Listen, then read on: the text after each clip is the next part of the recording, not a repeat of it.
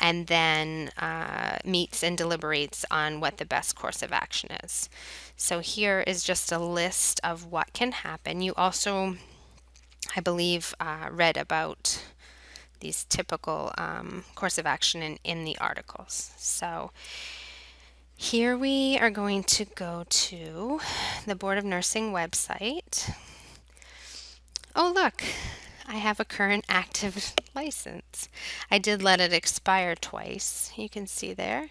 But what you do is you go to Maine State Board of Nursing and you go to right here to licensing, go to verify a license, and then you can either search or you can put in the name. So I have a name of somebody that I scoped out earlier. Her name is Diane G. from South Paris, Maine. And let's see, we can find her actual revocation of her license, August 12th, 2015. So I'm not going to read all these to you, but you can actually look them up yourself as well. But basically, you can see this is a formal document from the Board of Nursing. Introduction. So what's it saying? Saying that the sole purpose of the board is to protect the public health and welfare, right? So not nurses. Facts. Diane was licensed August 22nd, 88. Disciplinary history. She was pending criminal charges regarding admitted theft of a ring from a resident at a facility. Okay, so is that tort law or criminal law, right? So that's actually criminal law. So there's one example. We don't want to hire her, right? So then another example that I looked up, but I'm not going to take the time. I already pulled it up. This fella, Michael of Wells, Maine. It says the same introduction, but then the facts. So he was licensed August 2011. The board received notification from New York Hospital. Its pharmacy director had discovered several discrepancies in the removal of meperidine, which is Demerol, a Schedule II drug, from Pyxis, which is the computer machine that locks up all the medications, for 3 of Michael's patients. Upon further investigation, the pharmacy director identified 14 additional instances of Demerol removal from Pyxis over the prior 2 days. So a proactive diversion report was run and identified that Michael removed 559 doses of Schedule II meds, nearly 3 times more than the highest staff member. Okay, so what's going on there, right? So he's actually stealing medication. And you can see other facts that are stated as they're deliberating his case. So it looks like he actually was prosecuted and pled guilty to 10 felony counts of stealing Class C drugs and 3 misdemeanor counts of falsifying private records. So that's a little worse than negligence, right? Okay, last one is Lynn. So she's from Elliott, Maine, and she was licensed in 2000. So when you get your license, it says, is there any complaint pending against your license in any other state? So she responded yes. And in The Good Nurse, what did he respond, right? He responded no, even though there were, which would be fraud. So she said yes, and that there had been a complaint filed in Massachusetts.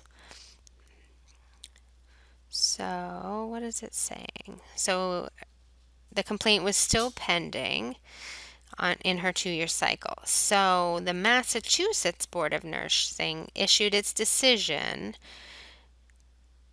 suspending her right to renew her license for 1 year after finding that she failed to adhere to accepted standards of nursing practice in caring for 2 infant patients. So here are the specific things she did not do, right? So she violated a physician's order by removing a neonatal care center patient from cardiorespiratory monitoring and placing patient A in a car seat where the patient remained for 6 hours without replacing the monitor. So she admitted she should have not have violated a physician's order which exceeded the scope of her authority, right? So she exceeded her scope of practice.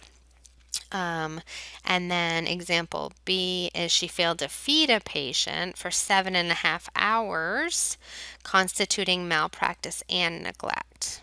So you can read a little more about that, but C is she failed to document in a complete and timely manner.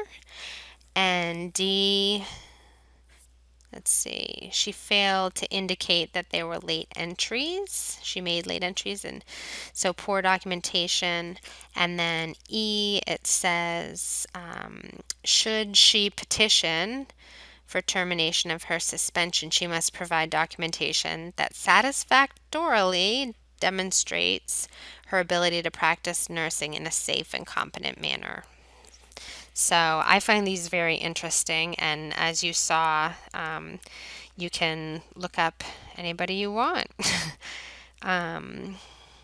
Whoops, where'd I go? So, search individuals. There you go. Anybody you want to see how their what their license standing is. So, lastly, we'll just go. So, these examples are public knowledge because why? The Maine State Board of Nursing's role is to protect nurses? No, right? Protect the public. So, here are 3 study slides for you. These are basically to help you outline the concepts from your 3 articles. So you're just going to pull these misconception 1, 2, 3, 4 from the article because those are the key points. Then from the Croak article, you're going to pull out factors. Sorry, my dog. Hey, get back here. Factors that have contributed to the increased number in malpractice cases. Can you guess some of them without reading that, right? Increased workload, too many patients, not enough breaks. And then 6 major categories of negligence that result in malpractice lawsuits, which I think we just saw some examples of, right?